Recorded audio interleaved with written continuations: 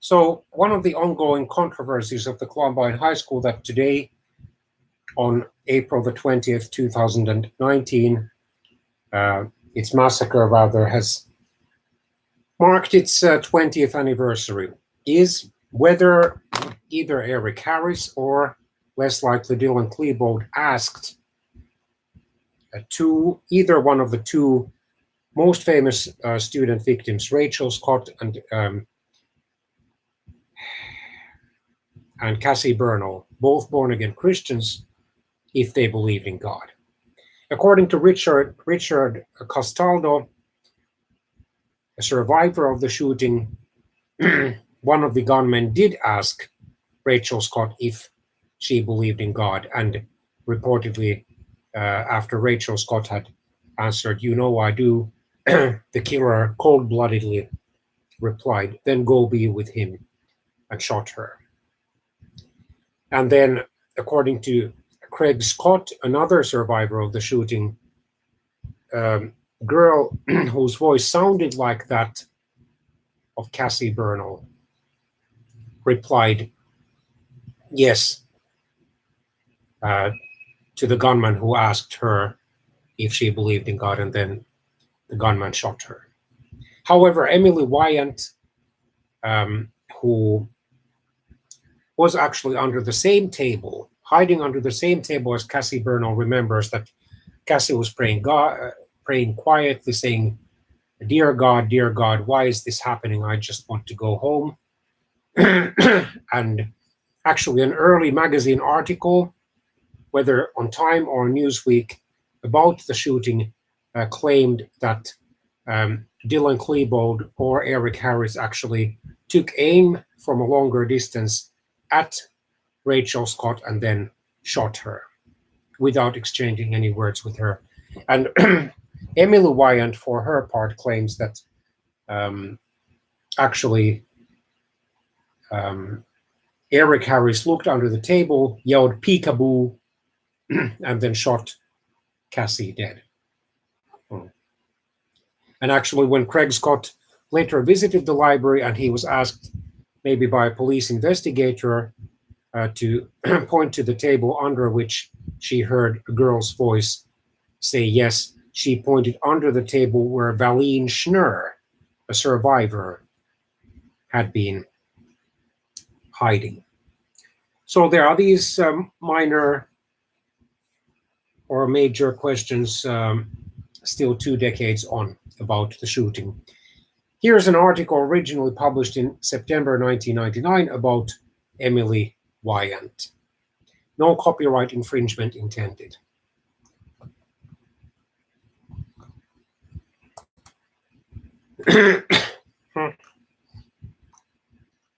Who said yes? Local reporters have known for months that eyewitnesses disputed the account of Cassie Bernal's martyrdom. So in that sense, in the sense that she would have been shot for having affirmed her belief in God. But of course, this does not mean that Cassie Bernal was not a born-again Christian. She assuredly was. And Rachel actually, at least Rachel, was targeted for her faith because she had openly declared it to the two killers months before and had tried to evangelize them and to persuade them to give their lives to Jesus. But tragically, they had refused. She had also, in no uncertain terms, told them that she was disgusted at their violent and gory videos. So why did the truth take so long to see print? Published by David Cullen on September the 30th, 1999. Emily Wyant knew from the beginning. Columbine martyr Cassie Bernal never said yes. Well, I mean, this only concerned the moment of her shooting. But of course, she had said yes over 2 years earlier, on March 8th, 1999, when at a Christian youth retreat, she had invited Jesus Christ into her life. She was so broken, she was anguished and cried out to Jesus for help, and he saved her. Wyant, who survived the Columbine Massacre on April the 20th, 1999, told the FBI months ago that the famous unlikely martyrdom of Cassie Bernal, immortalized in a best-selling book by Cassie's mom, Misty, never happened. She told Misty and Brad Bernal, Cassie's parents, the same account, and she also told the Rocky Mountain News. It wasn't until September the 24th, 1999, one day after Salon News broke the story that investigators doubted Bernal's famous gunpoint declaration of faith, that the news printed a long story detailing Wyant's account. How did the paper react so quickly with a detailed, never before public account of Bernal's death the day after the new revelations? Sources at the paper confirmed that the details weren't actually new at all. They had been sitting on the story for quite some time. The Denver Post didn't get its new Bernal stories into print until Saturday. It followed up on Tuesday after the paper was able to interview Valine Schnurr, the young Columbine student who was asked by one of the killers if she believed in God. At least according to some accounts, it was actually Dylan Klebold, not Eric Harris in her case, after she had been shot. But the Post had been aware of rumors that the Bernal story was not true earlier than that, though it had not confirmed them, according to assistant city editor Evan Dreyer. We had heard it, we were working on it, he said. The belated media outing of the truth about Cassie Bernal raises questions about why the story took so long to find its way into print. Misty Bernal's book landed on the publisher's weekly bestseller list at number 14 this week, with 350,000 copies in print and more than 250,000 already sold, according to the publisher.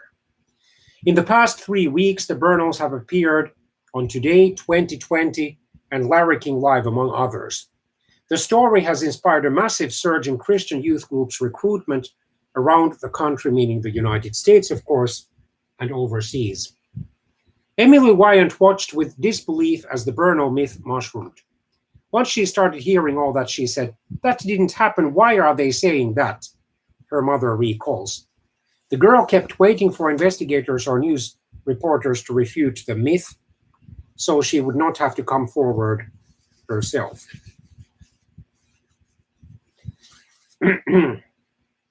She never wanted to ever say anything against it, says her mother, who did not want her first name used because of community sensitivity about the Bernal controversy. She was just real frustrated with it. And she just kept saying, "But that never happened. Why are they saying that?" That's the thing that bothered her. Wyant is the only living person who actually witnessed Bernal's death. She was hiding beneath a table right beside Cassie when it happened. Emily was right there next to her, and in fact, she was looking right in her eyes, so you'd think she would be able to hear that, being right next to her if anything was exchanged. And she can't remember anything being said, Wyant explained. Or another account, as I said, had Eric Harris yell "peekaboo" after he had looked under the table and seen the two girls and then shooting Cassie. As the Rocky Mountain News reported on September the 24th, Wyant and Bernal were studying alone together in the back of the library. After the gunmen rushed in, the girls crouched beneath a table together and Cassie began praying aloud, dear God, why is this happening? I just want to go home." Dylan Klebold, okay, so in this account, Dylan Klebold instead of Eric Harris. So there's even an uncertainty about which one of the two murderous boys murdered Cassie. So Dylan Klebold in this account suddenly slammed his hand on the table, yelled "peekaboo," and looked underneath. He shot Cassie without exchanging a word. Wyant's mother confirmed that the Rocky Mountain News correctly reported the details of her daughter's account. Salon News reported last Thursday that investigators believed the famous exchange actually took place between Klebold and Valine Schnurr and was mistakenly attributed to Bernal. Now, Schnurr itself has confirmed that story. On Tuesday, the Denver Post reported her account, which she also told to Salon News. Schnurr was down on her hands and knees, bleeding, already hit by 34 shotgun pellets when one of the killers approached her. She was saying, oh my God, don't let me die. And he asked her if she believed in God. She said, yes. He asked why. Because I believe that my parents brought me up that way, she said. He reloaded but didn't shoot again. She crawled away. Schnurr's testimony has been unwavering since the start. Investigators have gone public with that belief since the Salon story broke last Thursday. But this, of course, does not mean that no one was targeted for his or her Christian beliefs. That simply is not true. At least one person definitely was, and that person was Rachel Scott, as I said earlier on this video, and probably on at least one or two other videos related to the 20th anniversary of the Columbine High School massacre. On Saturday, the Denver Post reported sheriff's spokesman Steve Davis going on the record to state that a lot of investigators had strong doubts about the alleged conversation between Cassie Bernal and Klebold, that they had shared those doubts with the Bernals, and that those doubts had only grown since they alerted the Bernals to their concerns. On Friday, the Rocky Mountain News also cast doubt on the account credited with starting the Cassie myth. So Scott, meaning Craig Scott, a survivor of the shooting and the brother of, or a brother of the slain student, Rachel Scott, told investigators he heard the yes comment and recognized the voice as Cassie Bernal's, the news reported. He did not actually see the individuals involved. Investigators said Scott was asked to point out where the gunmen were at the time, and he indicated a table where Valine Schnurr, not Bernal, was hiding.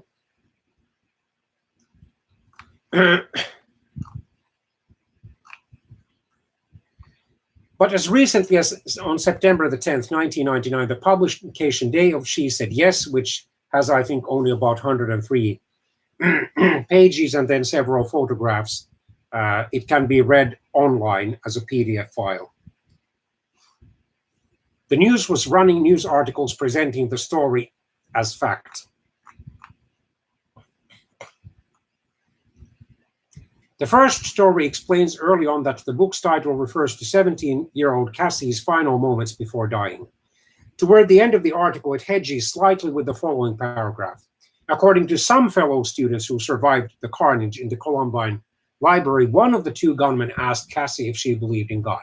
Yes, she answered. The gunman asked why, then pulled the trigger. Neither story presented the slightest hint that the paper had long been planning to shatter that claim. Clearly, the story of what really happened to Cassie Bernal is a sensitive one in the Columbine community. The Wyant and Bernal families had dinner together sometime after the massacre. Emily just kind of wanted to let them know that she was with her when she died, her mother said. She confirmed that Emily told the Bernals the exchange about God between Cassie and her killer never happened. Yes, she did tell them she didn't volunteer that they asked her. But the Bernals dispute that conversation. Well, then again, the human memory is fallible.